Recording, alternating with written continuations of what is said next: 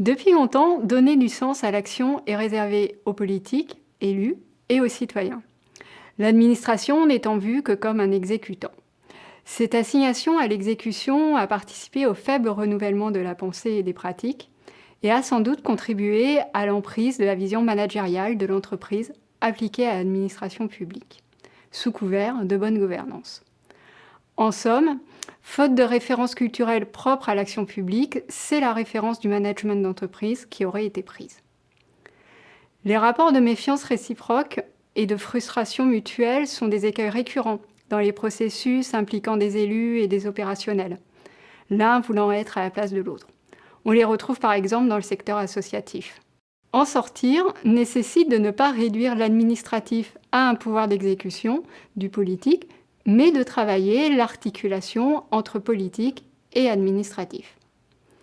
Pour les agents, cela peut vouloir dire se décentrer et endosser son rôle de coproducteur de sens à l'action publique en tant qu'activateur de liens entre les sphères d'acteurs constitutives d'une gouvernance territoriale. L'agent serait le catalyseur de la construction d'un acteur collectif.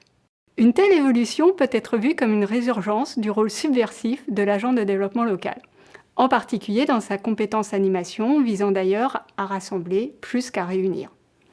Une telle évolution peut être synonyme d'un repositionnement d'un développement territorial qui ne soit pas une territorialisation des politiques publiques, c'est-à-dire la prise en compte de la dimension territoire dans la définition et l'adaptation d'une partie des politiques publiques aux spécificités locales, mais bien le fruit de politiques construites sur les dynamiques de territoire et de définition de stratégies collectives.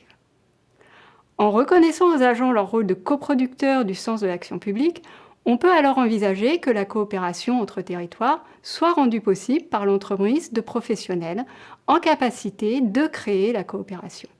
Autrement dit, comment faire travailler ensemble les organisations au travers des personnes qui y participent. L'innovation institutionnelle ne signifie pas un changement d'organigramme, mais une transformation de l'art de raisonner dans les institutions pour mettre en œuvre les impulsions. Elle appelle à révéler et développer les compétences de coopération.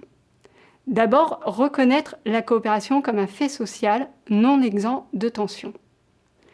Pour accompagner le développement de ces compétences, on pourra travailler sur l'articulation des compétences individuelles et collectives, l'élaboration de grilles de lecture permettant de distinguer des nuances comme travailler ensemble sur des finalités communes, quitte à abandonner une partie de ses prérogatives pour l'intérêt commun, et travailler avec d'autres pour sa propre finalité, par exemple en prenant la coopération comme un alibi.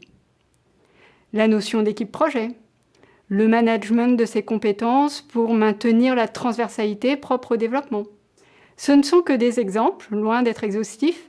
Ils reflètent cependant l'importance d'une offre de formation adaptée aux enjeux actuels des territoires et aux conditions d'exercice du métier dans un processus d'accompagnement tout au long du parcours professionnel.